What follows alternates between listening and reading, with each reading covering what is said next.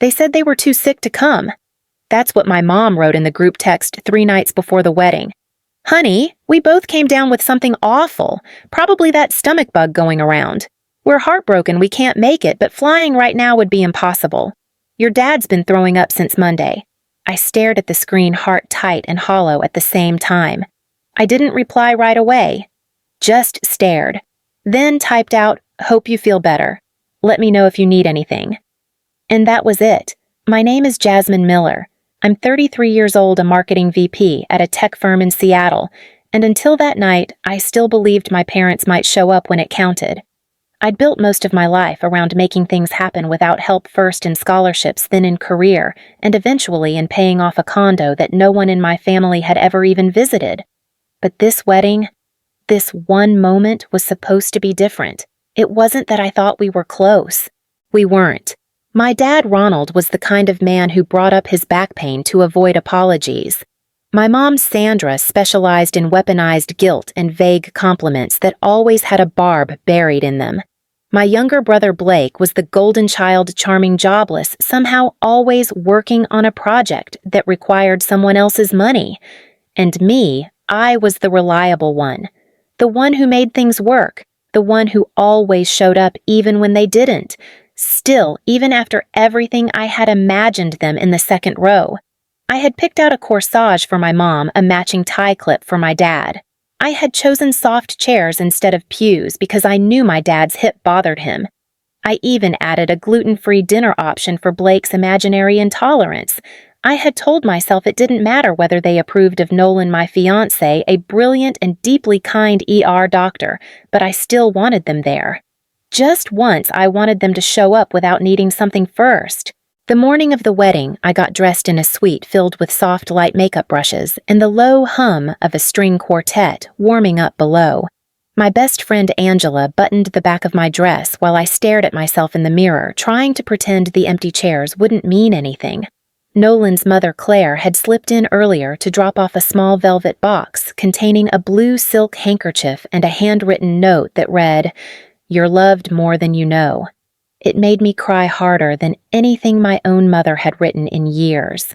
The ceremony started just after 3. The aisle was lined with cream roses and trailing ivy. My stomach twisted as I waited behind the doors. And then they opened, and all at once I was walking into a room of faces, some familiar, some smiling, some curious. My eyes flicked toward the second row on the left. Empty. I didn't falter. My heel didn't catch. I didn't even blink. But inside, something cracked. Nolan's eyes found mine at the end of the aisle, steady and sure, and I held onto that like it was oxygen. We said our vows beneath a copper arch draped in eucalyptus and soft gold ribbon. He kissed me like we had all the time in the world. And in that moment, I let myself believe that maybe this was the beginning of something better, that the absence behind me didn't matter as much as the presence in front of me. We danced. We toasted. Angela gave a speech that made me laugh and cry. Nolan's cousins pulled me into a circle and taught me their family's wedding chant, and for a few hours I believed that was enough. I didn't check my phone. I didn't dwell. I just held Nolan's hand and let myself be happy. Until 10:43 p.m. when Angela tapped my shoulder with a strange look on her face and held out her phone. "I think you need to see this," she said. On the screen was a Facebook live stream posted just 30 minutes earlier. I took the phone. My breath caught. The screen showed a backyard strung with bistro lights and folding tables covered in food. There was my mother laughing, her hair done up, holding a glass of sangria. There was my father, not pale or feverish, but grilling burgers and wearing the same Oregon State hoodie he'd worn to every tailgate since I was in high school. There was Blake holding his phone in selfie mode, grinning like a teenager as music blasted in the background.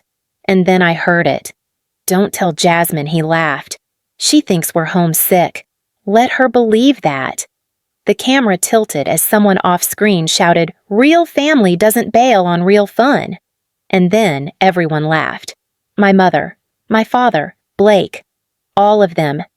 I handed the phone back and walked away slowly toward the coat check, toward the edge of the ballroom, toward a version of myself that I had buried under years of excuses. The air outside was cold. Not winter cold, but sharp enough to make my eyes sting. Or maybe that was something else. Angela followed me out. "Jazz," she started. I shook my head. "I'm fine." But I wasn't. Because at that moment, standing in my wedding dress in a quiet alley behind a venue I had paid for beneath string lights, I had personally approved I knew something I hadn't wanted to admit for years. My family hadn't just skipped my wedding. They had lied, laughed about it, and celebrated together while I walked down the aisle alone. And for the first time in my life, I didn't feel guilt. I felt something colder, cleaner, like a line had been drawn, not just in the air, but in blood. I didn't go back inside right away. I stood there for a long time, gripping the edge of my clutch, while the music drifted through the walls and the laughter echoed from a screen I couldn't unsee. I had promised myself I'd wait to deal with it until after the honeymoon, but now I knew I was already done waiting. I didn't sleep that night. Not even after Nolan and I returned to the hotel suite, the one with the overpriced champagne and complimentary slippers I'd booked months ago, thinking I'd be glowing with joy. He tried to make me laugh, tried to pull me into that soft, newlywed bubble. I let him. I smiled. I laid my head on his chest when we turned the lights out, but my eyes stayed open and the laughter from that video played on loop behind them. At 3:12 a.m., while Nolan snored gently beside me, I slipped out of bed and padded barefoot across the suite to the armchair by the window.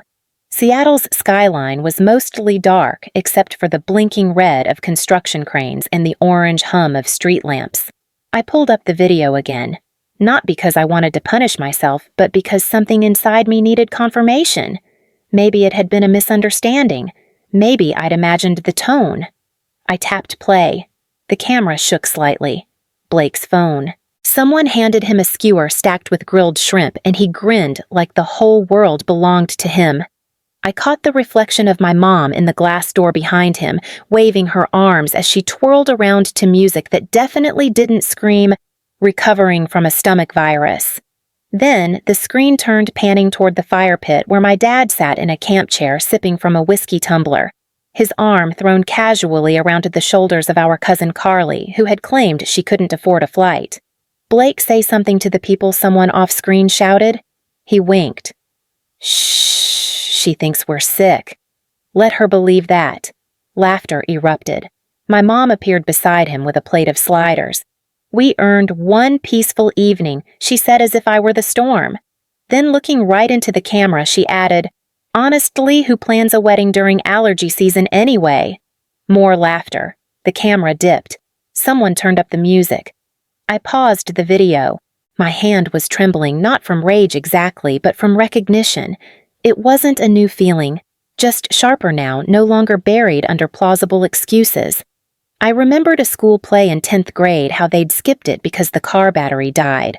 I remembered the college graduation they tried to live stream from a hotel room in Vegas.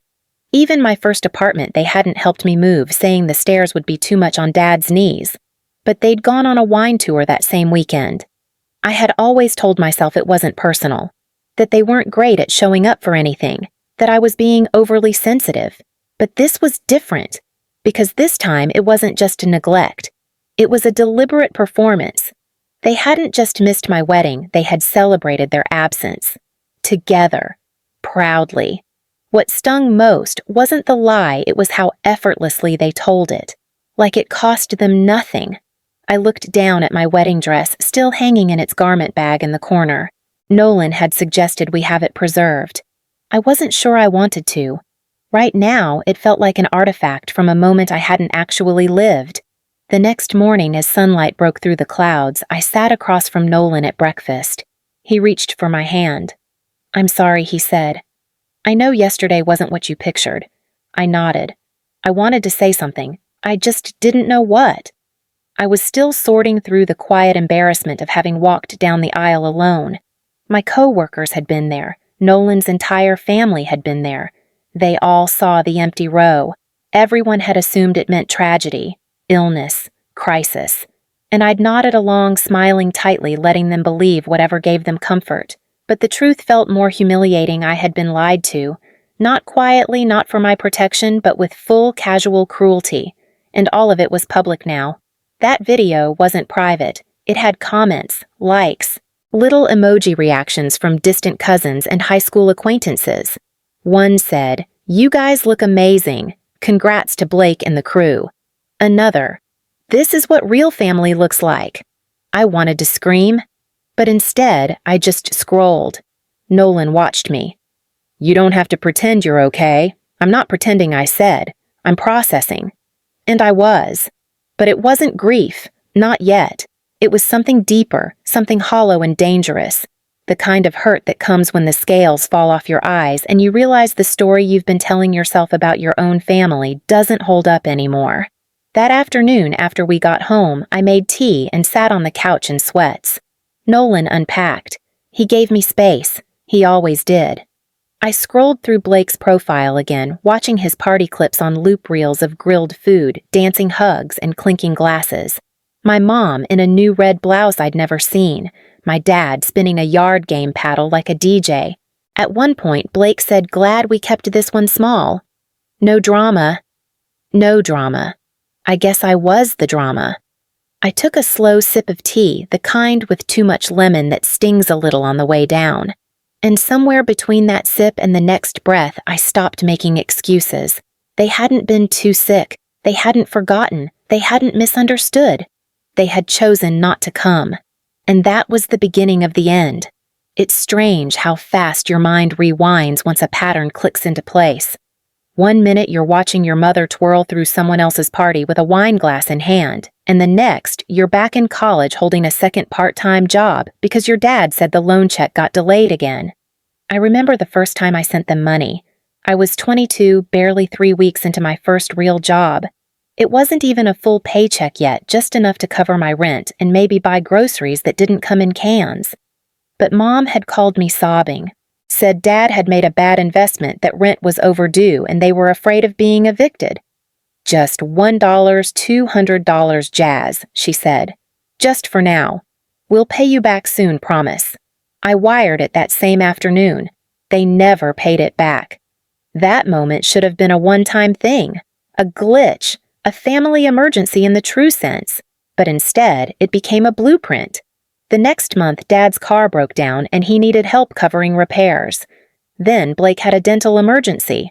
Then Mom's friend lost her job and they couldn't let her starve, which somehow required me to fund 2 weeks of groceries. It wasn't always framed as a demand. Sometimes it was a suggestion, a sigh over the phone, a long pause until I said, "Do you need me to help?" Then came the silence. That weaponized kind of silence I learned to dread, the kind that said, "We won't say it outright, but you know what to do." By the time I was 26, I had fully accepted that I would be the family safety net. They didn't ask. They expected. Blake in particular was an expert in the emotional pitch. He had this way of calling me Jazzy, only when he needed something, always slipping it into the text or voicemail right before the ask. "Hey, Jazzy, can you cover my rent just for this month? It's been a rough one." "Hey, Jazzy, my insurance didn't kick in yet and they're saying I need to pay up front." The worst was when he got hit with that hospital bill after a minor motorcycle accident. Mom called me at work crying so hard I couldn't make out her words. I stepped out of a marketing meeting, crouched behind a stairwell, and transferred $4,800 from my savings without even asking for paperwork. Blake later texted me a thumbs-up emoji. That was it. No thank you, no follow-up. Looking back, the money wasn't even the worst part. It was the performance that came with it. The way they all acted afterward, like I should be proud. Like I was fulfilling some destiny of being the dependable one. Dad would say things like, "You're the glue in this family," as if glue wasn't just something you use when things are broken. And I believed them. That was the wildest part. I really did.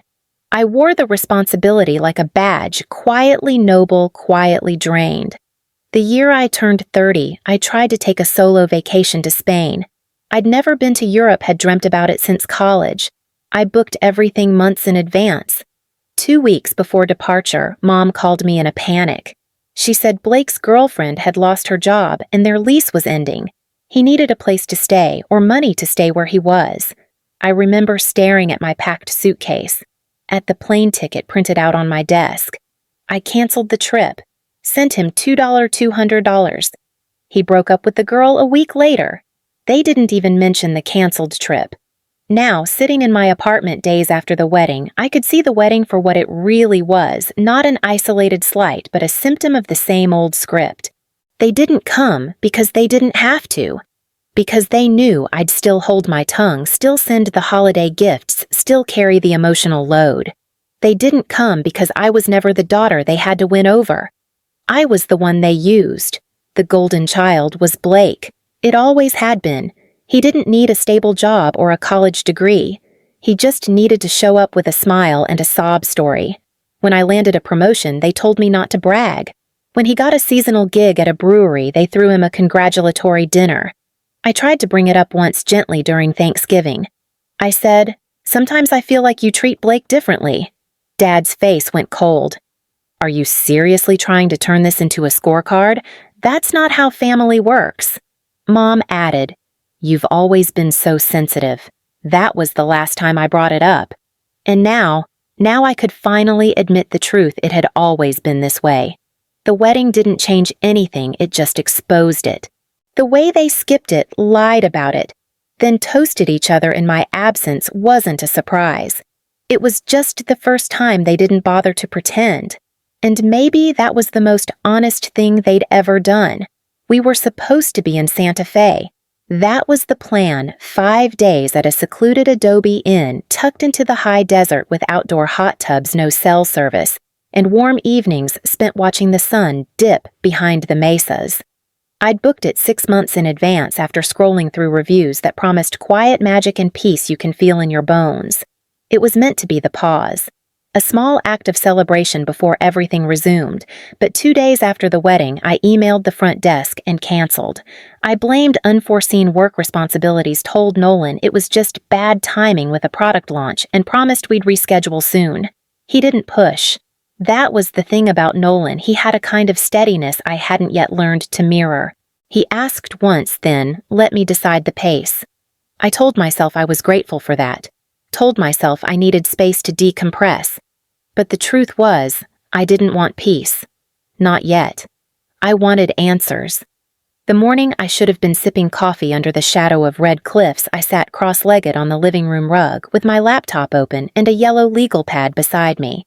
It started with a list, just a practical clinical review of all the accounts I'd ever shared with my family. I wasn't looking for anything in particular.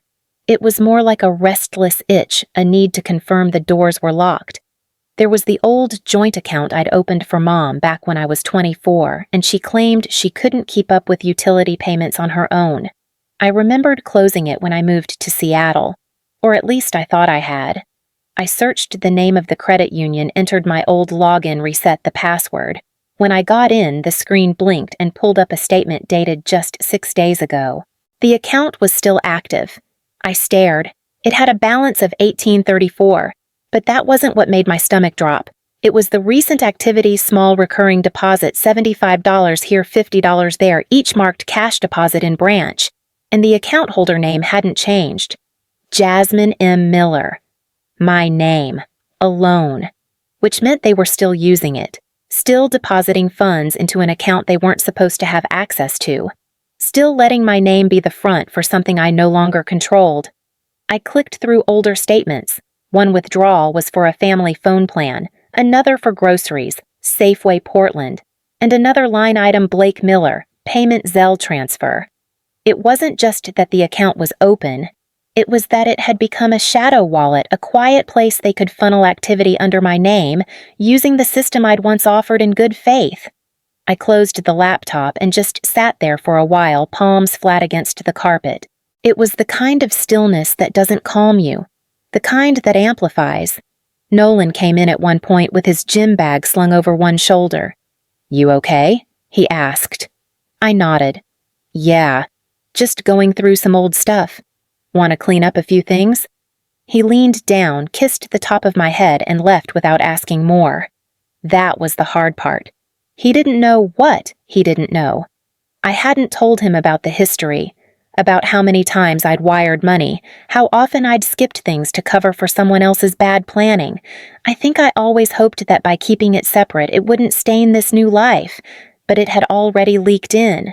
I reopened the laptop and started downloading statements, 1 month at a time. I built a spreadsheet and color-coded the entries red for anything unauthorized, yellow for anything unexplained. It felt strange building a case against my own family, like I was sneaking through a house I used to live in, finding doors I never knew were locked. I called the bank's customer service line and waited on hold for 36 minutes before someone finally picked up. The woman's voice was chipper robotic. I gave her the account number and said I thought this account was closed. I need to verify who has access. She paused, clicked through something on her end.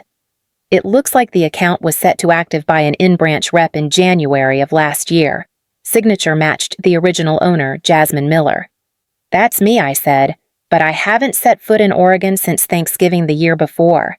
Can you tell me which branch? Clackamas, she replied. Is that not close to you? No, I said. Not even remotely. I hung up, added the note to my spreadsheet. Then I saved everything in a folder titled Family Activity, Review. Not fraud, not theft, not yet. But the word hovered at the edge of my thoughts like a match just waiting to be struck. I knew I wasn't ready to confront them. Not yet. But I also knew this wasn't just about my wedding anymore. It wasn't even about the party they threw behind my back. This was about something older, something embedded. This was about control and how they'd kept it even after I thought I'd walked away. I didn't call my mother. I didn't text Blake. I didn't ask them why. That part of me, the one that used to hope for a reasonable explanation for some twist of misunderstanding, had gone silent. Instead, I opened my contacts and tapped on Hannah Leeds. We weren't close friends, but we'd worked together 2 years ago when I helped Blake out of a lease dispute after he ghosted his landlord. She was sharp, thorough, and the only lawyer I knew who didn't sugarcoat things. I hadn't spoken to her in over a year, but when she picked up, her voice didn't skip a beat. Jasmine. This is a surprise. I took a breath. I need to verify some financial activity that might involve misuse of my information. Possibly identity fraud. I'm not sure. Her tone shifted instantly. Talk to me. I explained everything: the old credit union account I thought had been closed, the in-branch reactivation in Clackamas, the recent deposits, the Zelle transfers to Blake. I could hear her scribbling notes in the background, asking precise, pointed questions. She didn't sound shocked, only steady. Lawyers tend to meet betrayal with process, not panic. Have you run a credit report recently? She asked. Not since last fall. Do it now. Let's see what else is active under your name. We'll cross-reference addresses and filing activity. I opened a tab and pulled up my Equifax account. It took a few minutes to authenticate. Ironic, I thought how many steps it took to prove I was myself when someone else had apparently been using my identity without a second thought. The report loaded. At first glance, nothing screamed out of place. But then I scrolled down and paused at a filing address I didn't recognize. It wasn't mine, not any address I'd ever used. But it rang a sick kind of bell. Blake's last known apartment, the one where he briefly lived with his ex, the girlfriend who supposedly couldn't keep a job, and had been the reason I canceled my Spain trip to send them money. I clicked into the tax history section. There, clear as day, were 2 annual tax returns submitted under my name, claiming a combination of education credits and dependent deductions. The SSN matched mine. The address matched Blake's. My stomach twisted. Found something, I said quietly. Hannah's voice was calm but firm. What I told her. I couldn't even bring myself to read all the lines out loud, just described the high-level facts. She listened, then asked the one question I had been trying not to let fully settle in my mind. Do you think your mother filed those returns? I closed my eyes. Yes, I said. She always handled the paperwork for Blake. He's never filed anything on his own. She used to brag about doing his FAFSA for him every year in college. Silence stretched for a beat. Then we're not just dealing with emotional manipulation or financial overreach. We're looking at identity misuse, Hannah said. Possibly fraud. That word again. This time spoken aloud, not just dancing at the edge of my thoughts. Fraud. I pulled my knees up to my chest and stared at the edge of the coffee table, heart thudding in a slow, heavy rhythm. I thought of all the times I'd justified their behavior, all the times I told myself they're just struggling or they don't know better or that's just how my family works. But this wasn't just dysfunction. This was deliberate, calculated. They didn't just lean on me, they took what wasn't theirs and signed my name to it. They didn't make a mistake, they made a decision. And for the first time in my life, I felt something more than betrayal. I felt violated. The kind of violation that makes you question every point of contact you ever allowed. Every birthday check, every spare key, every forgotten login detail you once casually texted to your mother. It was like realizing your house had been broken into, but not recently. Years ago. And the person had been living in your guest room the entire time. Hannah's voice softened. Do you want to file formally? I don't know, I whispered. Not yet. I just needed to know I wasn't imagining it. You're not, she said. And if they push again, you'll have a full record to protect yourself. I thanked her, ended the call, and sat in silence for a long while. Not angry, not even surprised. Just hollow. I opened the folder on my desktop labeled Family Activity, Review, and renamed it The Real Celebration. Because that's what it had been, hadn't it, that barbecue? That string of years. They'd been celebrating all along, celebrating what they could take, what they could spin, what they could rewrite in their favor. And I'd just been footing the bill. I didn't rush to call them. I gave myself a few days to sit with the evidence, to run the facts over and over in my head until I could recite them like a script. I didn't want to yell. I didn't want to fight. I just wanted answers. Or maybe more honestly, I wanted the performance to end. No more pretending they didn't know. No more sugar-coated denial. I wanted to hear them admit it, even if just once. It was a Wednesday evening when I made the call. Nolan was still at the hospital on the late shift. I'd waited on purpose, knowing I wouldn't want him to hear whatever happened next.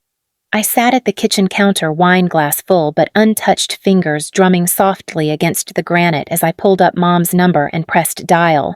She answered on the third ring. Sweetheart. Her voice was warm, lilting. Are you finally back from your honeymoon? We've been meaning to call. I canceled it, I said flatly. A pause.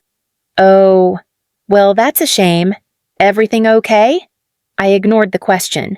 I found the credit union account. Another pause, this one tighter, smaller. Then, what account? The one I opened when I was 24. You were using it as recently as last week. I don't think that's hold on. Are you sure it wasn't just something automatic? Maybe something you set up and forgot about? I let the silence do the answering. Mom, I said gentler than I felt. I've seen the statements. Deposits, withdrawals, transfers to Blake, all under my name. Well, she said, voice stretching like plastic wrap, it's just a little help between family. You always said we could use it for small things, remember? That was years ago. I closed it. But it still works, right? She said quickly, almost brightly. And I never used it for anything dangerous. Just things we needed. What about filing tax returns under my name? Using Blake's address. Did you need that too? Silence. I didn't. Jasmine, that must be a mistake. I don't know anything about taxes. Maybe the accountant. You haven't had an accountant since Dad stopped working. I snapped. Another long silence. Then her voice dropped into the soft, tremulous tone I knew too well. You know your father doesn't handle stress well. If you're going to start digging up things, at least be careful. Don't turn this into a fight. I felt something inside me shrink. I'm not turning this into anything. I'm just telling the truth. Well, maybe some things are better left in the past, she said quietly. Families help each other. That's what we've always done. No, I said. Families don't lie and steal and pretend they're doing you a favor for it. She exhaled sharply. You've always been so intense, Jasmine. You don't let anything go. You hold on to every little slight like it's war. I could feel the tremble starting in my hands, but I kept my voice even. I didn't say anything about the wedding. I let that go. But this, you're using my name, my identity. You're putting me at risk. Just then, I heard the rustling of movement on the other end.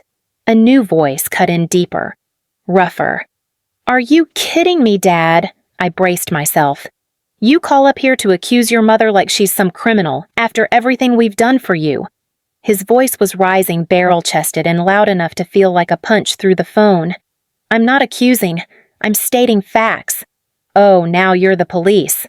After all we did for you. Now you want to police a few dollars? It wasn't a few dollars, I said, my voice shaking now. It was years of manipulation. Thousands of dollars. My name on federal documents I never signed. You wouldn't have gotten through school if we hadn't helped you, he barked. Don't forget that. We fed you. We sacrificed. And now you're acting like a damn stranger. I've been paying you back since I was 22, I whispered. I've paid for groceries, rent your prescriptions, Blake's bills, your utilities. Because you could, he snapped. You make more than we ever did. Don't act like a victim. I pulled the phone away from my ear. Not hung up, just needed distance from the noise. I set it down on speaker and listened to the faint, echoing rant that continued on the counter, his voice carrying on without needing an audience. I didn't say anything else. I just waited for the tirade to burn out. Eventually, I heard Mom again, her voice small like a child caught between parents. I just thought it would be easier this way. You're always so independent, Jasmine. We didn't think you'd mind. Easier. The word stuck in my throat. I ended the call without saying goodbye. 2 minutes later, my phone buzzed again, a text from Blake. Short, simple. You've always been dramatic. This is why no one invites you to real family stuff. I stared at it for a long time. The words didn't sting at first. They just hovered there like static. But then, something cold began to move under my skin. Because it was true. Not the part about being dramatic, but the second part. They didn't invite me. Not to the backyard party. Not to the truth. Not into their circle even when I was paying for the damn fence around it. And with that text, something gave way. Not like a break, more like a release. Because now I knew. It wasn't that I didn't belong. It was that I was never supposed to. The morning after Blake's text, I woke up before the sun. Not from nightmares, not from anxiety, just from a sense of clarity so sharp it felt surgical. I lay still for a while, staring at the ceiling, listening to the silence of our apartment. Nolan was already at the hospital, the quiet hum of his early shift routine long gone. For the first time in weeks, maybe months, I wasn't waiting for something to erupt. There was no emotional storm on the horizon, just the slow, deliberate dawn of a decision. I made coffee not because I needed the caffeine, but because the steps grounded me. Boil, pour, stir. And then I sat down at my desk, pulled my laptop close, and opened every digital window they had ever used to reach into my life. First, the old credit union account. I transferred the remaining balance, $18 and change, into a new account I had opened in my name alone, then requested formal closure. I added a fraud notice for good measure just in case anyone tried to reopen it using that Clackamas branch again. I scheduled an appointment with a notary to finalize a revocation of access document. Next was the mobile service. For years, I'd kept my mother on my phone plan because it was cheaper this way. What it really meant was I paid and she got to avoid the bill. I deactivated the extra lines. It would go into effect by the end of the cycle and she'd get a notification. She'd call. I wouldn't answer. Then came the credit cards. I had once added Dad as an authorized user on a low-limit card back when I was fresh out of grad school thinking it would help his score. That card had sat unused for years until last spring when small charges for gas and electronics started showing up. Nothing major, but enough to be noticed. I closed the account and shredded the backup card I hadn't touched in a decade. Each action felt like tightening a drawstring around the life I'd built. Not cutting people out exactly, but pulling the boundary taut. Finally, I logged into my payroll portal and removed the secondary checking account my mother had once used just for emergencies. It hadn't been touched in over a year, but still. The gate had to close. By the time I looked at the clock, it was only 9:42 a.m. I had been working for 3.5 hours, and I didn't feel tired. I felt awake. That was when I called Hannah again. I want to take the next step, I said. She didn't ask me to explain. You mean legal notice? Yes. To my father and to Blake. I want it in writing. I want them to understand that they are not to access anything under my name, past or future. Financial tax-related digital. I want clear language, no wiggle room. I can draft a cease and desist with formal record, she said. And we should attach a financial protection clause so that if any identity misuse continues, it sets up the basis for escalation. Do it, I said. She asked for some paperwork, which I scanned and sent over within the hour. While she worked on the document, I opened another browser tab and went to the IRS website. I had read the steps the night before. Submitting an identity theft affidavit was straightforward, but emotionally it felt like crossing a line. It meant I wasn't just suspicious, I was declaring in official terms that something criminal had happened. Not just dysfunctional, not just disappointing. Criminal. But this wasn't revenge. I wasn't doing it to punish them. I was doing it to build distance, the kind that could be enforced by law, not guilt.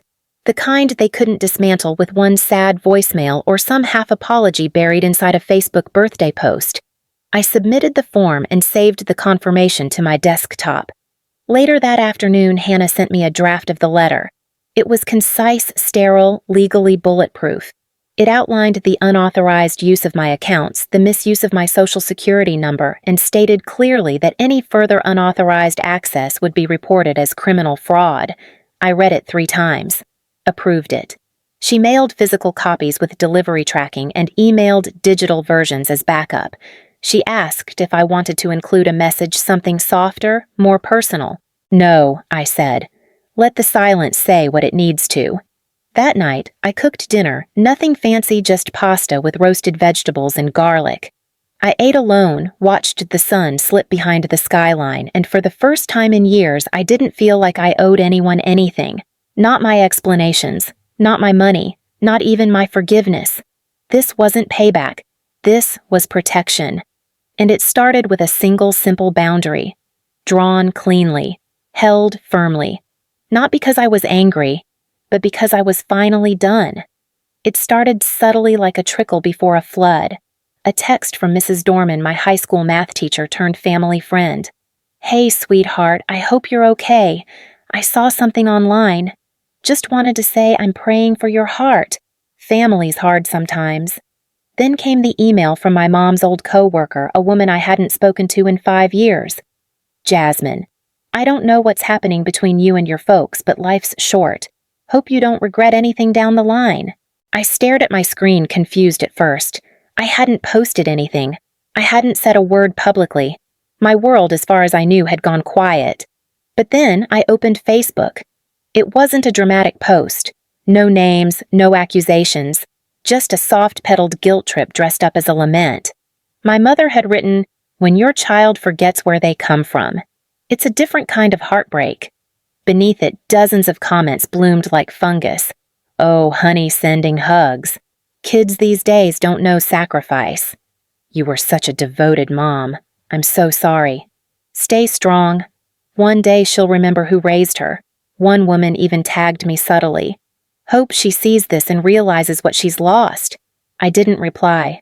I didn't even like or angry face react. I just screenshot every line, every comment, every piece of the script they were constructing, because that's what it was, a script.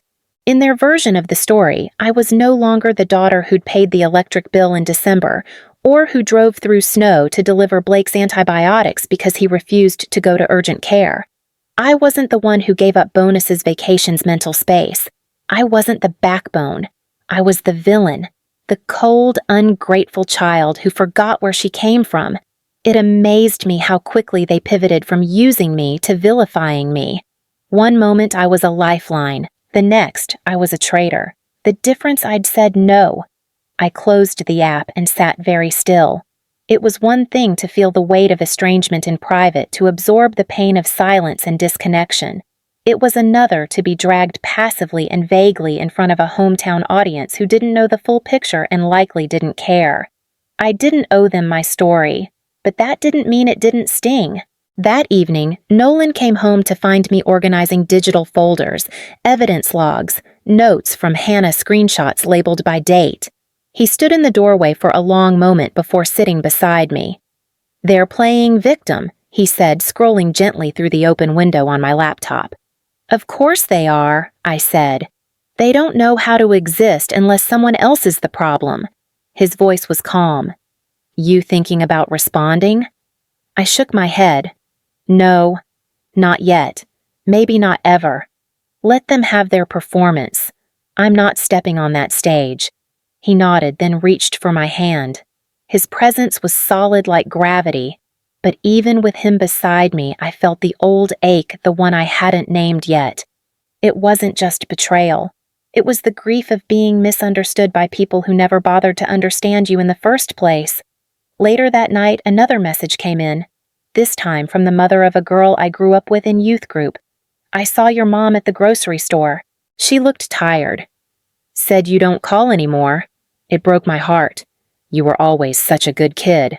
I read it 3 times. A good kid. That was the thing. I had been. I'd played that role so well, but at some point being good had just meant being available. Being generous meant being silent. And loyalty had turned into self-erasure. They missed who I was before, not because they loved that version more, but because she was easier to use. I didn't respond to the message. Instead, I added it to the growing PDF. I didn't know what I was building exactly, some hybrid of a journal and a legal archive, but it made me feel less crazy. Less like I was imagining the backlash and more like I was simply documenting the fallout. That weekend, Nolan suggested a hike. Let's get out of here, he said. No phones, no screens, just trees and your boots on dirt. We drove to a nearby trailhead and walked for hours through sun-dappled forest past pines so tall they swallowed sound. Somewhere along the ridge, I stopped and looked back at the path we'd climbed. What are you thinking? He asked. I smiled just barely. I'm thinking, if they need me to be the villain to protect their illusion, that's fine. I looked forward again toward the winding trail ahead. But I won't apologize for walking away from the story they wrote for me. Claire's invitation was simple Sunday brunch, just her Nolan and me.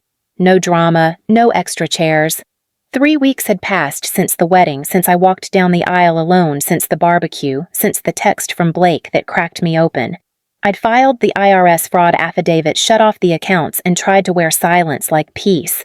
Claire opened the door before we knocked, wearing a soft sweater and gold hoops, her hair in a low knot. Her house smelled like lemon zest and something slow-cooked. Nolan kissed her cheek. She handed me a mug of coffee already half full. You look tired, she said gently.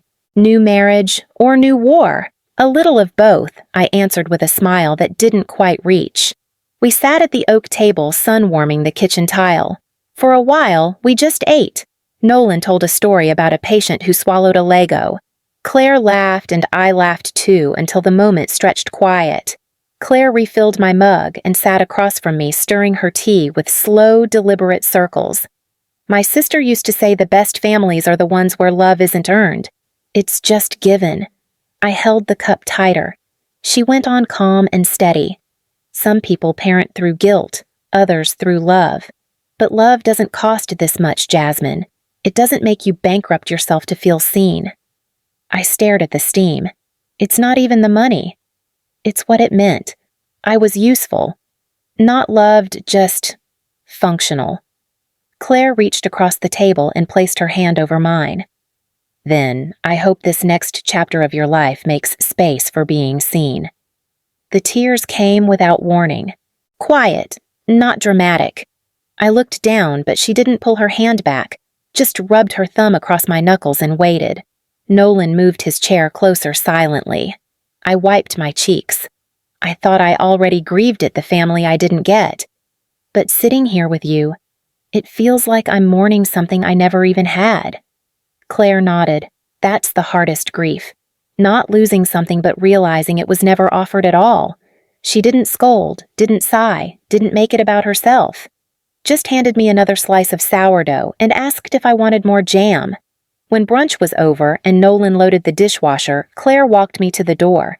The air smelled like rain and early autumn. She touched my arm. You don't have to become them to survive them, she said, and you don't have to earn love here. I couldn't speak. I nodded, stepped into the driveway. On the way home, the car was quiet, but not the kind that hurts. My phone buzzed once from my bag. I didn't check it. Instead, I stared out the window and let myself feel the new weight in my chest, a kind that didn't burn. For once, I wasn't trying to earn my place at the table. I was just allowed to sit. It arrived at 7:06 a.m., the Venmo notification lighting up my phone just as I was brushing my teeth, barely awake. A request from Blake. For $200. Label Family Recovery Fund. I stood there, toothbrush in hand, staring at the screen like it might blink away if I looked long enough. At first, I thought it was a mistake. A joke, maybe. Some twisted attempt at humor. But then I checked the comment thread below it. He'd already tagged Mom and Dad. Jasmine's helping write she owes the family at least that much. My stomach turned. I didn't reply. I didn't hit decline or block or even screenshot it. I just closed the app, rinsed my mouth, and sat on the edge of the tub, shaking slightly, not from fear, but from the sheer disbelief that Blake still believed I could be summoned like that. It wasn't the money. It was the shamelessness, the expectation, as if I hadn't changed a single lock. By the time I made it to the kitchen, Nolan was pouring coffee, humming softly. I didn't mention the Venmo request. I thought maybe foolishly it would just go away. It didn't. The next day, Nolan called me from the hospital during his lunch break. His voice was clipped low. "Did you list Blake as your emergency contact at any point recently?" I paused. "No." "Why?" He exhaled slowly. "He called the nurse's station this morning pretending to be your emergency contact. Said there was a situation at home and that you might be emotionally unstable." The room tilted a little.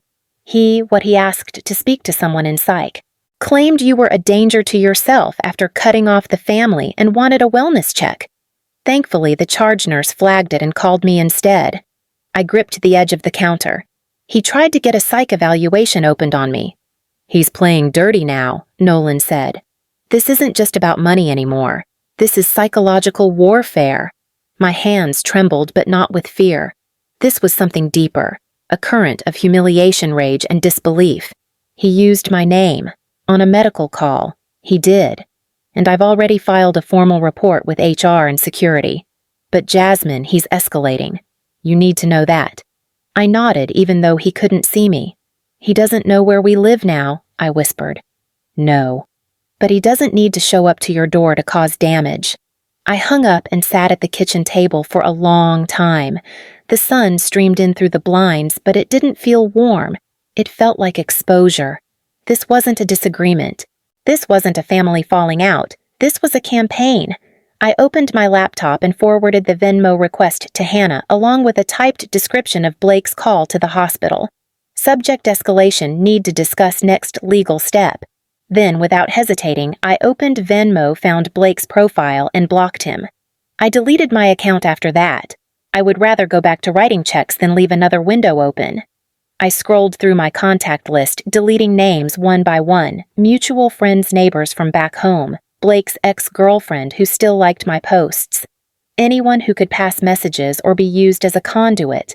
By the time Nolan came home that night, I had a manila folder open on the dining table with printed screenshots, legal notes from Hannah, and a small stack of Post-its with to-do items written in my sharpest handwriting. He glanced at the folder, then at me. "You okay?" I nodded. "No panic today. Just planning." He walked over, pressed a kiss to the top of my head. I filed an additional report with the hospital. They'll tag his name. He won't get past the front desk again.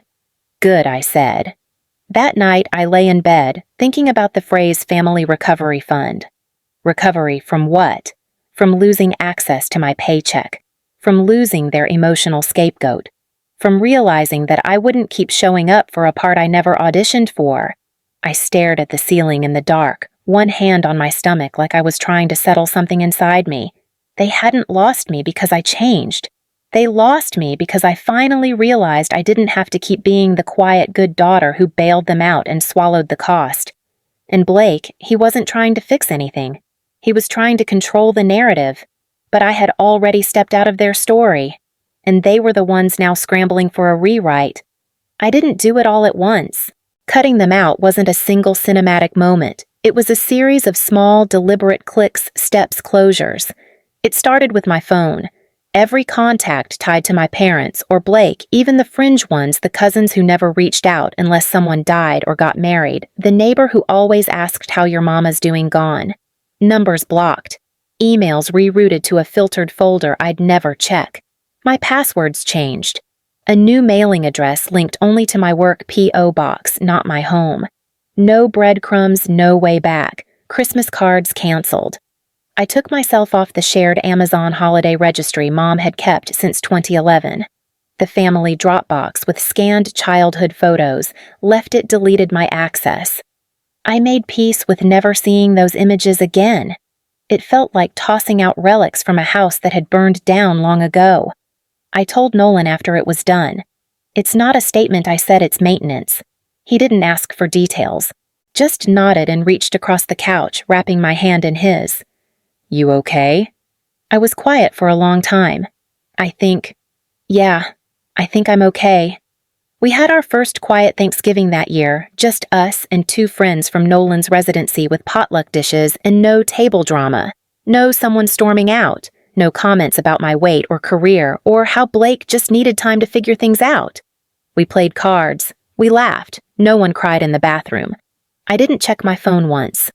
3 days later, I had my standing session with Ava, my therapist. Her office was warm, always smelled faintly of eucalyptus, and her chairs were soft without sinking you in too far. I liked that about her, grounded but never overly sentimental. She waited until I settled in before speaking. So she said gently, "You made the cut." I nodded. All of it. "How do you feel?" I stared at the bookshelf behind her desk, tracing the titles with my eyes, then looked back at her. "Not angry," I said. "Just clean. Like there's static I didn't realize I was living with for years, and now it's just gone." Ava smiled but didn't fill the space. She let me keep going. I always thought going no contact would feel like punishment, like I'd always be looking over my shoulder or second-guessing, but it doesn't feel like that. It feels quiet. And I don't mean lonely. I mean peace. She nodded. That's often the part people don't talk about. That absence isn't always empty. Sometimes it's just room. For breath. I exhaled slowly. That's exactly it. I can finally breathe. The next week, I bought a new journal and labeled the first page, "Things that aren't mine to carry anymore." I filled it slowly. Phrases, expectations, moments that had haunted me for years. Blake's debt is not mine. Their shame is not mine. Their Facebook narratives are not mine. Their grief isn't mine to fix. I wrote until my hand cramped. The apartment felt different now. Bigger somehow. Quieter in the best ways. No buzz of dread when the phone rang. No guilt when I didn't respond to a vague, manipulative message. I cooked more. Walked more. I even started sketching again, something I hadn't done since college when my mother called it a hobby that pays nothing.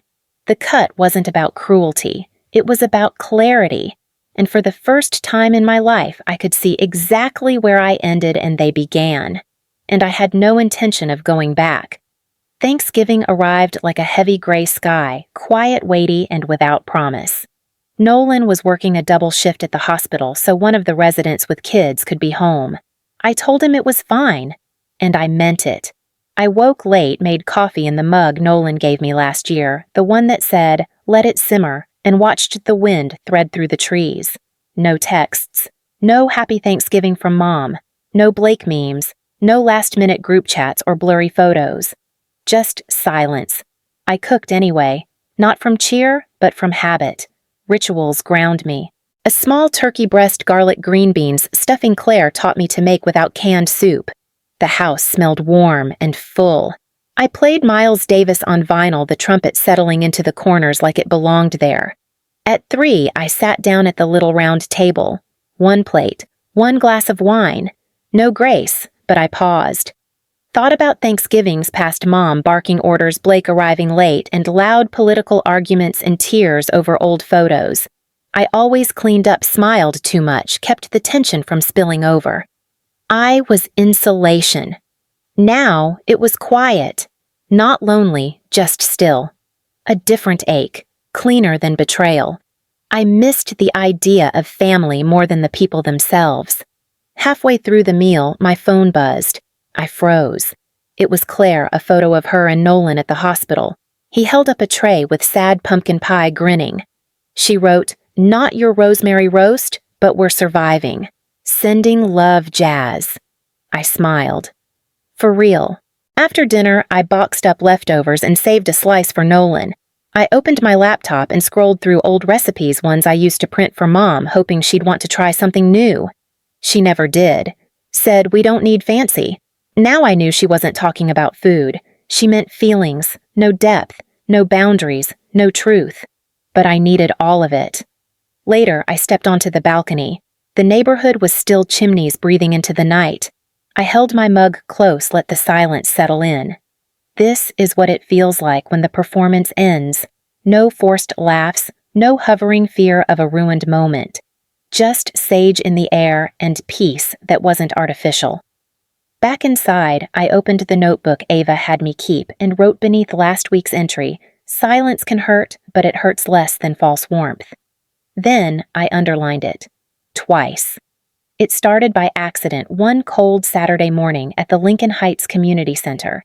I had only planned to drop off canned goods for a donation drive. But Tasha, the coordinator with steady eyes and the voice of someone who'd carried too many burdens and still showed up, stopped me at the door. "We're short this week," she said, handing me a marker. "Budgeting workshop. You look like you know your way around a spreadsheet." I blinked, then laughed. That's not wrong. So I stayed. I scribbled numbers on a stained whiteboard and walked a dozen girls through emergency funds interest rates, how to call your bank without apologizing. They were young balancing work school sometimes kids. They asked smart questions and shared stories that echoed parts of mine. I came back the next Saturday, and the next. We talked about how debt isn't failure, how saying no to family isn't selfish, and how financial literacy can be a survival skill. It became my new rhythm, one I hadn't realized I needed. After a session on setting boundaries, one girl lingered. Kira, maybe 21, slight and quiet. "I used to think saying no meant I didn't care," she said. "But the way you explain it, it sounds like survival." I smiled, throat tight. "That's because it is." Later, when the classroom emptied out, I sat alone for a while. Something about the quiet space, those folding chairs, the smell of dry erase markers felt grounding.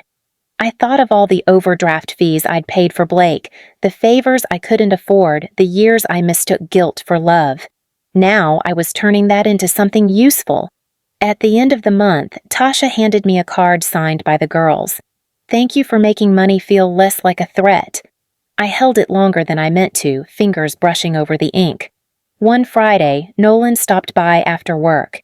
He leaned against the doorway while I erased the board. "They really listen to you," he said. "They listen because I've lived it," I replied. "And maybe because I don't pretend it didn't break me too." He kissed my forehead. "That's why it matters. You don't just teach survival, you make them feel whole for needing it."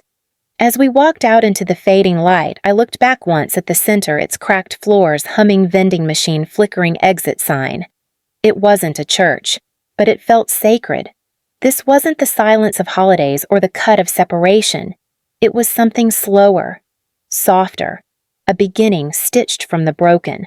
I wasn't recreating the family I'd lost. I was creating something new. And in that room with those girls, I wasn't just giving. I was home. It came on a gray Tuesday in January, one of those brittle, wind-bitten mornings where even the light feels tired. I was halfway through logging receipts for the community center's annual grant report when the notification popped up on my laptop screen. Subject 1, Last Time from Richard Miller. My hands paused on the keyboard. I hadn't seen his name in my inbox since before the wedding. For a second, I just stared. Not fear, not dread. Just the jolt of the past knocking where it no longer belonged. I clicked it open. The message was short-typed in that same stiff, proper grammar he always used when he wanted to sound noble. "Jasmine, I know we're not on good terms, but we're on the brink. The bank's talking foreclosure. The taxes. We messed up. This is your family's home. We raised you here. I'm not asking for forever. Just one last time. Please help. Dad. No, I'm sorry. No acknowledgement. Just we raised you here, as if that erased the live stream, the Venmo request, the fraud, the phone call to Nolan's hospital. As if that meant I owed them rescue. I stared at the screen for a long time. The kettle hissed from the stove. My coffee had gone cold beside me. I could picture the house white siding stained by time, the crooked fence gate, the creak of the screen door in summer. It wasn't nostalgia. It was just memory, detached and neutral now. I thought about what it meant to rebuild. What it had taken for me to get here. To make it through that quiet Thanksgiving. To start again with women who didn't carry my name but saw my worth. I opened a new draft. I didn't write in anger. I didn't write to punish. Just to say what I needed to say. Dad, I'm sorry the house is at risk. But that place hasn't been a home to me in years. I've spent the last 12 months rebuilding something you never noticed was broken me. You can rebuild your house. I'm still rebuilding myself. I wish you peace. Jasmine, I read it twice. Then hit send. There was no reply. No follow-up. Not that week. Not the next. No dramatic confrontation. No midnight call. Just silence. At first, I waited for the crash, the guilt wave, the what have I done spiral. But it didn't come.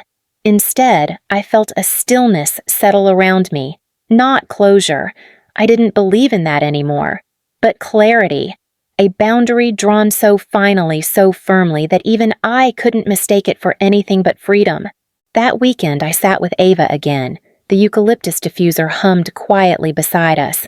He emailed, I said simply. She tilted her head, and I told her, word for word. She nodded slowly. How did it feel to write it strange? I admitted, like I was finally the adult in the room. You were, she said. You are. I left that session and walked home the long way, passing by the winter trees, stripped bare, their limbs reaching skyward like questions without answers. I didn't feel hollow. I didn't feel triumphant. I just felt steady. The kind of steady I'd never known growing up in a house built on shifting ground, on guilt, obligation, unspoken contracts that only went one way. The kind of steady that said, I am mine now, and that's enough.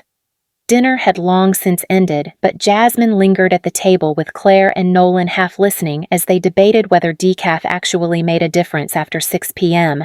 The overhead lights were dimmed low, the kind of glow that makes everything feel like safety. Claire stood, walked into the hallway, and returned with something wrapped in soft tissue. She laid it gently in front of Jasmine. This is for you, she said, her voice quiet but certain. Jasmine hesitated, then peeled the layers back. It was a quilt hand-stitched, each panel a mosaic of color and texture, deliberate and beautiful. In the lower corner, 2 initials had been sewn in navy thread, JK. Her breath caught. Claire smiled. It's yours. I wanted you to have something that's only yours. No guilt, no strings. Jasmine's eyes welled before she could stop them. She nodded, fingers grazing the stitching. It wasn't just a gift. It was a symbol, a kind of belonging that didn't need to be earned through sacrifice or silence. This was love offered freely, and she finally knew how to receive it. It happened by accident. Jasmine had taken a different route home from the center, needing air, letting her feet decide. She turned the corner and froze. Her old apartment building stood ahead, worn brick and cracked concrete, still holding the echoes of her former life. This was where the checks were sent, where she took calls every Sunday like it was sacred, where she held on too tightly to a version of family that never held her back. She stood there for a beat, heart calm, not heavy. No bitterness, no longing. Just space. The wind tugged her scarf, and she turned, walking past the stoop, past the mailbox that once held letters from Blake, begging for money, or Mom forwarding coupons she never used. She carried none of it now, no guilt, no proof, no hope wrapped in denial. Just her name, her breath, her pace. Forward. And as she crossed the street, sunlight brushing her cheek, Jasmine whispered not to them but to herself. Love without accountability isn't family. It's control. And I've walked away from all of it, every call, every holiday, every trace.